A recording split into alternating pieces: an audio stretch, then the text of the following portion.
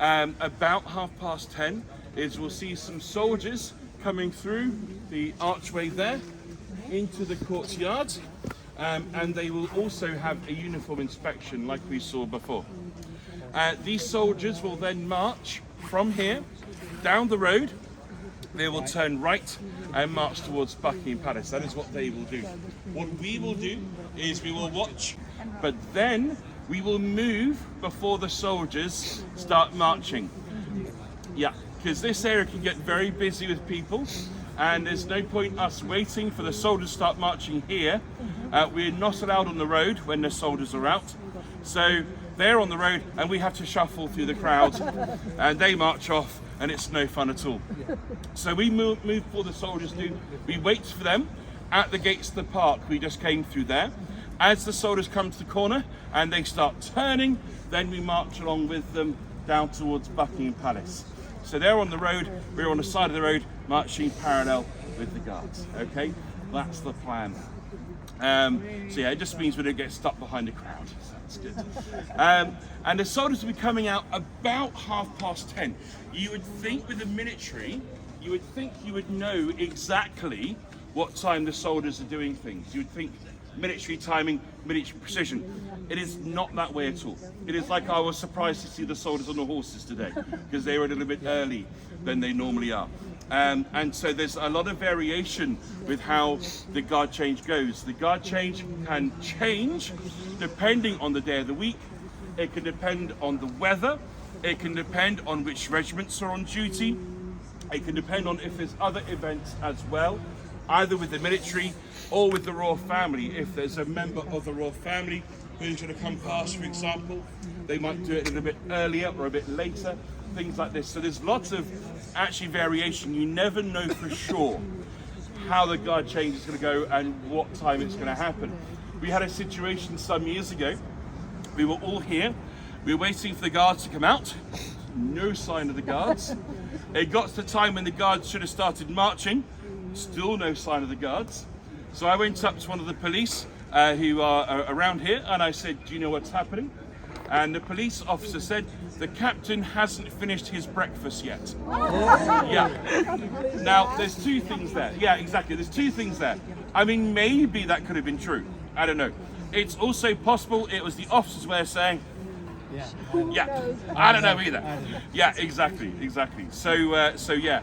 So sometimes even the police don't know what's happening until it happens.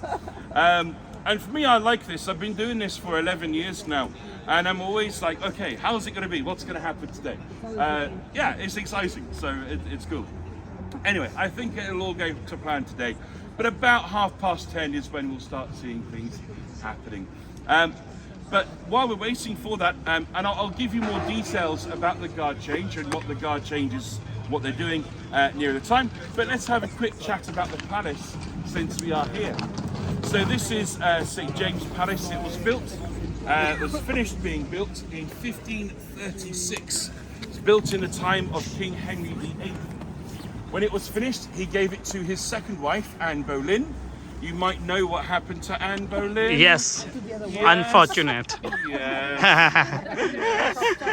Chop, chop, chop. Yes, Chop. And that was also in 1536. So same year as she moved into here. So didn't have much of a chance to settle in, poor lady. Does anyone know how many wives Henry had? 6. 6 wives, yep. Does anyone know the rhyme? Exactly right, yeah. Divorced, beheaded, died. Divorced, beheaded, survived. Yeah, that was his 6 wives. Not a nice guy. His first wife, he was married to her for 24 years. He wanted a son to be the next king. She had a daughter. That wasn't good enough for him. Not a nice guy. He waited until she was too old to have another child. Divorced her. Second wife, Anne Boleyn, also had a daughter. He accused her of being a witch. Yeah, chopped her head off. Incidentally, any Harry Potter fans on the tour? Anyone like Harry Potter? Yes, yeah. Cool. So there's one scene in one of the Harry Potter films where the children are walking through Hogwarts Castle, and there are portraits of previous Hogwarts students on the wall, and Anne Boleyn is there. So I love that. So at least in the Harry Potter world, she actually was a witch, which is very cool. Son, but sadly died. fourth wife is where it gets even stranger. Henry VIII saw a portrait of his fourth wife and decided to marry her from seeing her portrait. So this is like Tudor Tinder. It's like seeing someone's internet dating profile picture and being like, I'm going to marry that person, which is a bit weird, a bit forward. He arranges the marriage. She arrives in London. She looks nothing like she did in the profile portrait, which apparently happens. He marries her anyway and divorces her straight away. Weird guy. Fifth wife accuses her of having affairs. Sixth wife was the one where he died first. And she was like, yeah. So that's him. After him, you had lots of the kings and queens living here at different times. So Charles I, Charles II, of course, and also, of course, his two daughters, Mary I, Elizabeth I. Then you had the Charleses. You had Queen Anne. She was born at St. James Palace. She was queen from 1702 to 1714. It was in her time that England and Scotland kind of became United Kingdom. She was very fond of her booze. She liked to drink, Queen Anne. And there was a rhyme about Queen Anne. People called her Brandy Nan. There was a rhyme about her which was Brandy Nan left in the lurch, facing the gin shop back to the church. So yeah, so that was Queen Anne. Then you had the Georges, King George I, King George II, King George III and King George IV. And it was Queen Victoria. She was the first one to move into Buckingham Palace. And since 1837, when Queen Victoria became queen, all the kings and queens have lived at Buckingham Palace instead. So more about Buckingham Palace a bit later.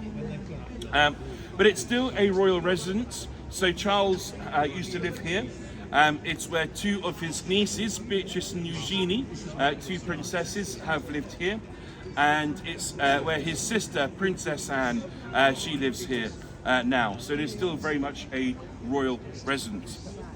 Also, if any of you were watching the news in September when the Queen passed away, 2 days after she died, there was an official announcement on the balcony here that Charles was the new king. So this is called the Proclamation Balcony. And since the time that kings and queens lived at St. James Palace, this is where they have the official announcement of the new king or queen. So have a look on the internet. You can find the news footage and photographs, not just of Charles, but the announcement for Elizabeth becoming queen in 1952, and then her father becoming king in 1936. So you can find all those things if you look online, all from the Proclamation Balcony.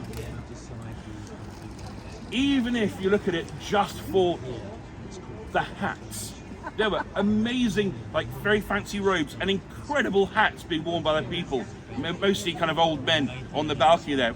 Really bizarre feathers everywhere and stuff. Really quite strange. But there we go. Nothing else I say through the entire tour makes any sense, which is quite possible. That is all you need to know. We are changing shift. We have one group of soldiers who are coming off duty and one group of soldiers who are coming on duty to replace them. So yeah. Oh yeah, that'll be the thing.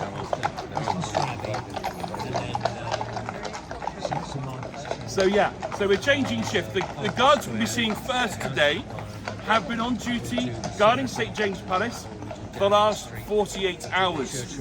Individual soldiers stand guard for 2 hours at a time, and they swap every 2 hours. The soldiers on horses, 1 hour at a time, but the soldiers, the foot soldiers, sitting here 2 hours at a time. Yeah, sure. So, individual soldiers on duty for 2 hours at a time, and then Mondays, Wednesdays, Fridays, and Sundays, they change the shift. They change the regiment of guards on duty. So the regiment coming off duty today is the Scots Guards. And they'll be marching to Buckingham Palace to join their colleagues from the same regiment, also the Scots Guards, who have been guarding Buckingham Palace for the last 48 hours. So the first part of the guard change is the two halves of the regiment coming off duty. They come together behind the gates of Buckingham Palace. And so we'll be marching with the Scots Guards as they do this. Now, because the Scots Guards are going off duty, that means today they are the Old Guard. Once we march with the Scots Guards, we'll go and see the regiment who are coming on duty, who are referred to as the New Guard. Yes, we have the Old Guard, we've got the New Guard. Exactly right. Yeah. So the Scots Guards today, now they'll be in their big furry hats. They won't be in their red jackets. Well, they will be, but their red jackets will be under their grey coats. They're not quite as colourful, unfortunately, in the winter. So they'll be in long grey coats. Yeah. But they'll have their big hats. The second group of guards today actually will not be one of the traditional regiments that normally guard the royal family. So the second group of guards won't be in the big hats. And I'll talk about the second group of guards a little bit later on. Come back to that one. Yeah, they are actually made of bearskin, which puts a different spin on the Queen's video tea with Paddington Bear. But actually Paddington's safe. He's from Peru. Yeah, he's safe. The bears they wear the hats from are from Canada. So yeah, they are looking for a different material to make the hats with, but they've not found one that they're happy with yet. That's a synthetic material. Yeah. So now, so these soldiers who guard the royal family, they are soldiers in the army. People assume that they are just here for the marching and the fun. They are here for that, but they're also here to do a serious job. So these are frontline military soldiers, and they are deployed here in the same way that any regiment of soldiers in the army will be sent somewhere to go on duty in the military.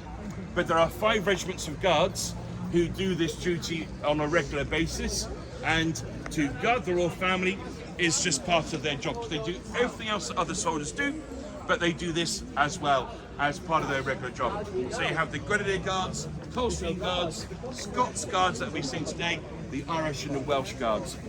Those are the 5 regiments, and they take it in turns to guard the royal family.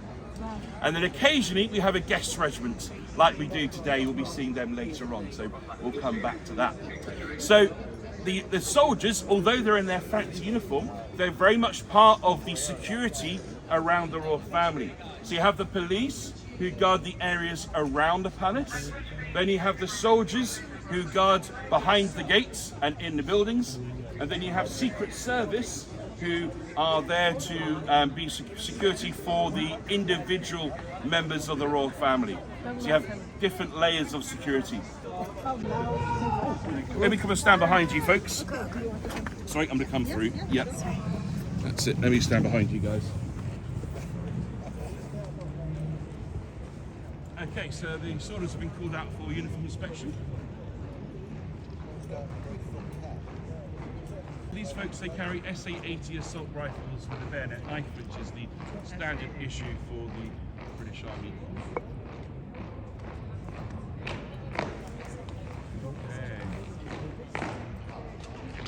So, please start opening the gates. Maybe the keys a bit frozen in the lock. Yes. Maybe you could go and help them.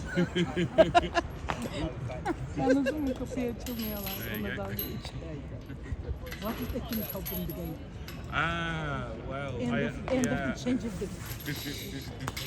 I have seen it before, actually, not here to do the inspection. We had an opportunity to interview one of the guards a few years ago, and we asked him different questions. One of the questions we asked was, what happens if you fail the uniform inspection?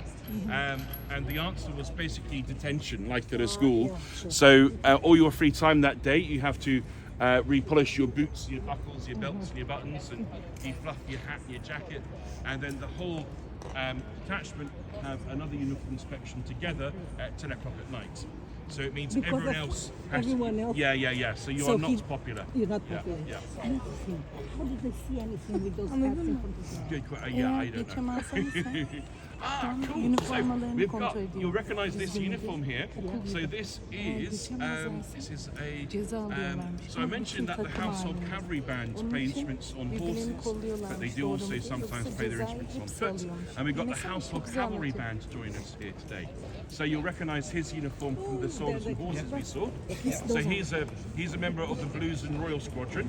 The other soldiers, the band members walking towards us now, are in the King's Lifeguard Squadron. and there are two household cavalry squadrons, the Blues and Royals and the King's Lifeguards. These two squadrons, they used to have their own band, one band each, but due to budget cuts a few years ago, they combined the two bands into one band.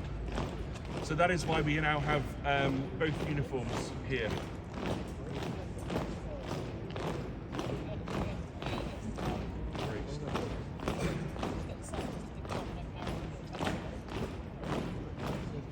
Now I'll tell you what, folks, they don't always have a band here at St James Palace. Sometimes it's just the soldiers and we march in silence, and that's okay. It's still quite fun, but marching with a full military brass band is wonderful. So this tour has just got 1,000 times better. Oh yeah. Right. We might get some music. Yeah. See if you recognise what they play. God save the Queen. No, the King. Sorry.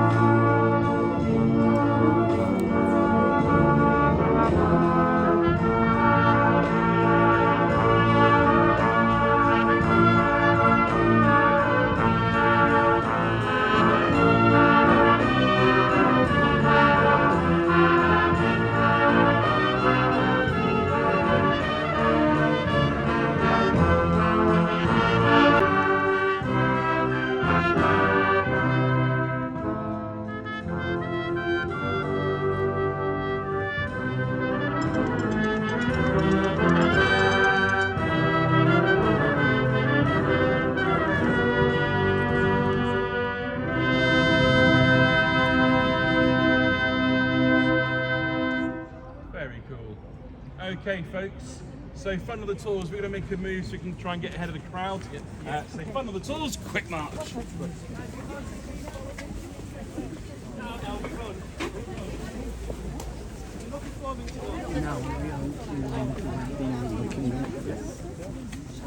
हम लोग का motor guide ठीक है यार As the band start turning, we will then march along beside them. So they're on the road, we're on the side of the road, marching parallel with the band and the guards. Please do not go on the road, they have guns. Just putting it out there. Now, what's going to happen at the end of the road, we will either go left through the park or forward, okay? So listen out, I'll be giving either left or forward. And we're either going to be going through the park or forwards towards Buckingham Palace. Depends how crowded it is down there. Again, there's no point us getting stuck in the crowd, so we'll see how it is.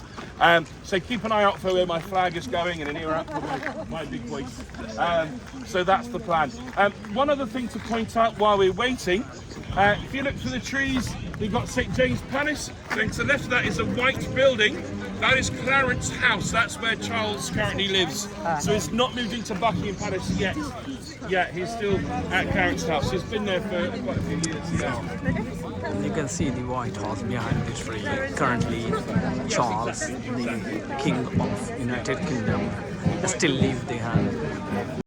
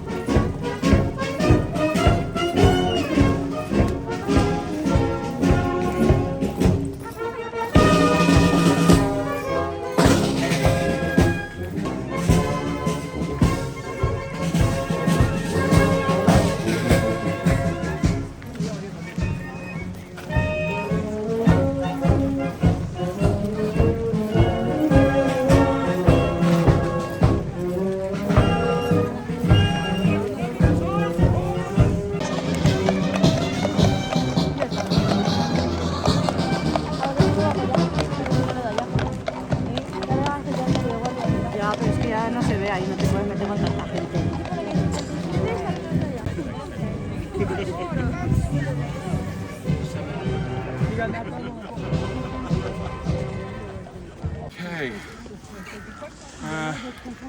Are we missing anyone? I think we might be. Might be losing. Across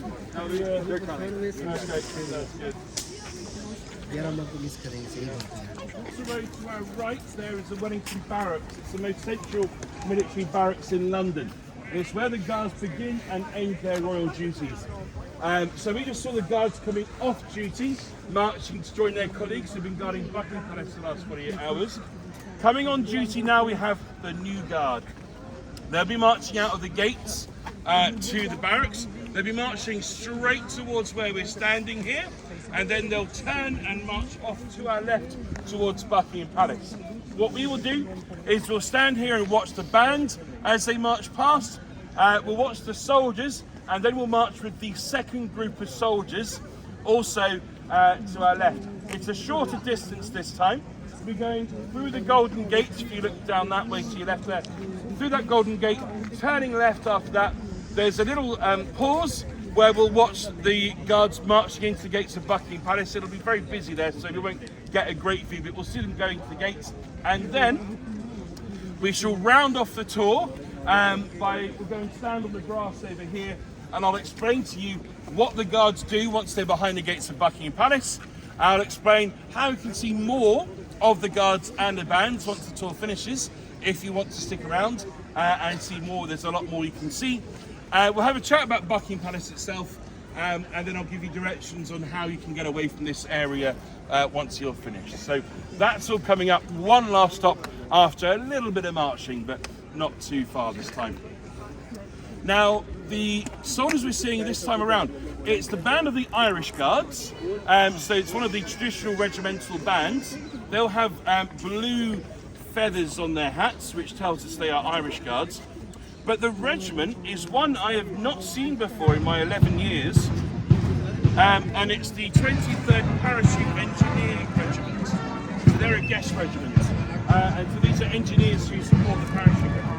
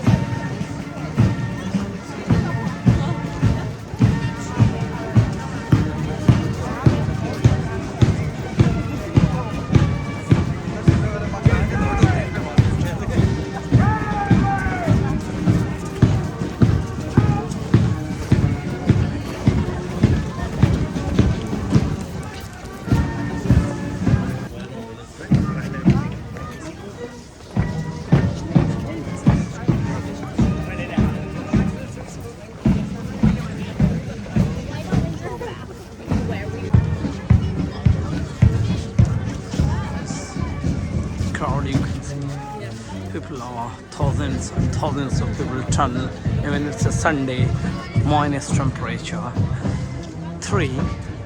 People are tunnel. It's fun, enjoyment for Sunday outing. Kind of engineers and frontline. Interesting group. We're going to finish our last stop. Yeah, let's go. Yeah, absolutely. Let's head over this way, folks. We'll round off the tour.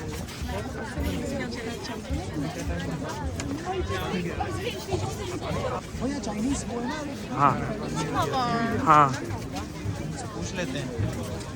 हाँ इसी से पूछ लेते हैं अपना मोटा ठीक है All right, folks. Let's just come and gather along here. I heard today is a Chinese New Year day, so there is any particular function or particular program going on around In this Trafalgar Square, there is lots of stuff for Chinese New Year. Yeah, Park Square. yeah, Trafalgar Square and Okay, Chinatown Trafalgar as well. Square. Okay, Absolutely. Trafalgar Square and Chinatown. Okay. Okay. All right. So, last stop on our tour here, folks. And like I say, what we'll do here, we'll have a chat about what the guards are going to do now they're behind the gates of Buckingham Palace. I'll let you know how you can see more of the guards and the bands once we finish here. We'll have a chat about Buckingham Palace itself, and I'll give you directions on how you can head away from this area once you're done. So, we march firstly with the Scots Guards and the band of the Household Cavalry. We march with them from St James Palace to Buckingham Palace. We then marched with the Irish Guards, band of the Irish Guards, and the 23rd Parachute Engineers Regiment. We marched with them to Wellington Barracks towards Buckingham Palace. These two regiments are now standing behind the gates of Buckingham Palace. In a few moments, there'll be a short burst of music where the soldiers will march into position and stand facing each other. Once the two regiments are standing facing each other behind the gates of Buckingham Palace, what they will then do for the next half an hour is stand there. Yeah, eyeballing each other across the courtyard. Yeah, absolutely. So, most of the soldiers will just stand there. The reason they do that is they're waiting for things to happen. The captains of the guards, the two captains will shake hands, so it'll kind of change over from one shift to the other. There'll also be a small group of guards, about 6 soldiers, who will leave Buckingham Palace. They'll march up to St James Palace and they'll swap out with the last of the Scots Guards who are still on duty at St James Palace. They've not left St James Palace unguarded. That would be a major hole in the security arrangement 4 times a week, every time they did this. So there are still some of the Scots Guards, the old guard, are still on duty at St James's. They need to be relieved of duty. This little musical flourish as they march into position here. So and to the first relief, about 6 soldiers march up, swap out with the guards at St James's. Those soldiers come to Buckingham Palace. While all this is happening, the bands will be playing some more music. So if you want to listen to more music, you could fight your way to the front and listen to the bands playing more music if you want to do that. But most of the soldiers will just be standing there doing nothing for half an hour. Then, between 11:30 and 11:45, they'll march out again. So the guards we saw at St James Palace, they'll join their colleagues who've been guarding Buckingham Palace, and together they'll march to Wellington Barracks going off duty. The guards we saw at the Wellington Barracks, half of them will stay behind and guard Buckingham Palace, and half of them will march up to St James Palace and go on duty there. So everybody has swapped places. Does that make sense? Yeah. Good. I confused myself. Talking about this. So, but if you want to see more once you finish our tour, like I say, you can either fight your way to the front if you want to, or hang out by the Wellington Barracks or along the Mall, and you'll see the guards and the bands marching that way. So if you want to see the guards, the big fairy hats, then head back to Wellington Barracks. That is where they'll be going to, and there'll be a lot less people around, so you'll be able to go right up to the gates of the building once we finish our tour. There'll be a lot less people around, so you will get an even better view of the guards and the bands if you want to do that.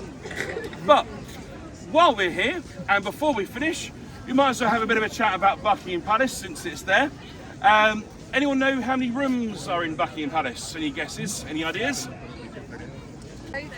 So, not quite as many as 1,000, but lots is definitely the right answer. Yep.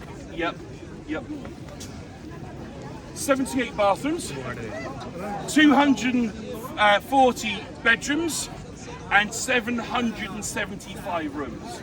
It is a huge building. And it's 1,200 members of staff who work there. And actually some of those bedrooms are staff bedrooms, so some of the staff actually live at Buckingham Palace. Other bedrooms are empty, waiting for visiting presidents and prime ministers from other countries who come to London to visit the King and the Prime Minister. And so those bedrooms for them and their staff and their families, their entourage. So a lot of the bedrooms are empty, waiting. In terms of members of the royal family living at Buckingham Palace, So like I say, Charles hasn't actually moved in yet. He's still living at Clarence House. He'll move in later this year. So it's just his two brothers who live at Buckingham Palace at the moment. So it's Prince Edward and the other one. Yeah. Now, can anyone tell me what the flag means? So, very good. Yeah, indeed. Yeah. So it used to be if there was a flag up, then it meant the king or queen was home, and no flag, it meant they were away. That was tradition for centuries until 1997, when Princess Diana died. The queen was away on holiday. There was no flag at Buckingham Palace, but that meant there was no flag at half-mast for Diana passing away. So it's the only time the Queen got criticised in the newspapers for having no flag at half-mast for Diana. Ever since then, there's always a flag up. When the King is home, there's a royal flag, a blue and gold coat of arms, and when he's away, it's a British flag flying instead. That royal flag is never ever flown at half-mast. So even when the Queen passed away in Windsor in September, there was a royal flag flying, and that was not lowered to half-mast, because as soon as the Queen died, that meant Charles was king straight away. So the royal standard always at the top. And you've got the famous balcony underneath as well, where William and Kate had their kiss and Charles and Diana had their kiss. That's the famous balcony there. And this is actually the back of Buckingham Palace we're looking at, not the front. So it was originally a mansion called Buckingham House, built in the early 1700s. 1820s, they converted it into a palace and built a north wing and a south wing, turned the building into a U shape, and that's the south wing you can see alongside here. Queen Victoria moved in 1837. She was like, this is way too small, and so had this side built in the 1840s. So because it was built last, this is the back of Buckingham Palace, not the front. So yeah. And the very last thing I'll talk about before we go our separate ways, last thing to mention, we talked about people living here and the staff who work here. Buckingham Palace has also had a few uninvited guests over the years. And those who watched The Crown would have seen a whole episode about the most famous break-in of all time. There's a fellow called Michael Fagan who broke into Buckingham Palace not once, but twice in the same year. First time he broke in, got over the garden wall, walked through Buckingham Palace gardens, got into Buckingham Palace through an open window, walked around inside Buckingham Palace, found the throne, sat on the throne. Yep.